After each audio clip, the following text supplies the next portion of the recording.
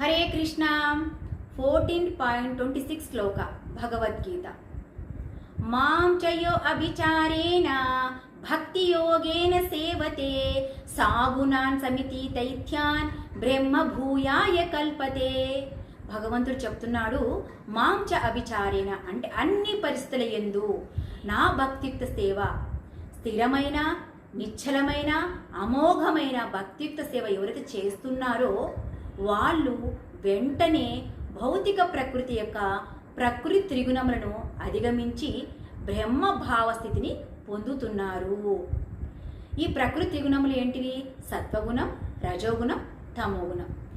ఈ గుణాలు, ఈ అసుర గుణాలు పూర్వ యుగాల్లో అంటే సత్యయుగంలో వేరే వేరే ప్లానెట్స్లో ఉండేవాళ్ళంట, వేరే వేరే లోకాలలో.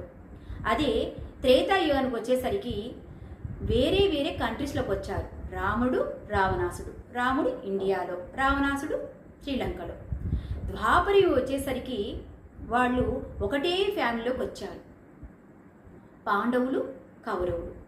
ఈ కలియుగంలో ఈ అసుర గుణాలు అనేటివి ఒకటే మనిషిలోకి వస్తాయంట. కంప్లీట్గా కలియుగంలో ప్రజలు తమోగుణము, రజోగుణము మిక్స్ కాంబినేషన్లో ఉంటారంట. అంటే ఈటింగ్, మీటింగ్, స్లీపింగ్, కంప్లీట్గా సెన్స్ గ్రాటిఫికేషన్ కోసమే, అంటే ఇంద్రియాల తృప్తి కోసమే బతుకుతూ ఉంటారనమాట. ఈ అసుర గుణాలను అధిగమించాలంటే భగవంతుడు చెప్తున్నాడు, కంప్లీట్గా భక్తియుక్త సేవ ఉత్తమమని చెప్తున్నారు. ఆనంద నిధి అయిన గోలోక ప్రేమధనము శ్రీరాధికా మాధవయోరపారా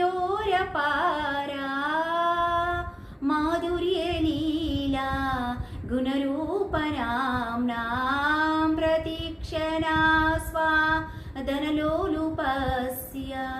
ప్రతిక్షణము శ్రీ రాధికా మాధవ, రాధా మాధవుల యొక్క గుణాలను అతి ఉత్సాహంతో ఆస్వాదిస్తూ, వింటూ, కీర్తించుకుంటూ ఇలా చేస్తూ ఉంటే వాళ్ళు ఈ అసుర గుణాలని అధిగమించగలుగుతారు అని భగవంతుడు ఈ శ్లోక ద్వారా మనకి తెలియజేస్తున్నారు.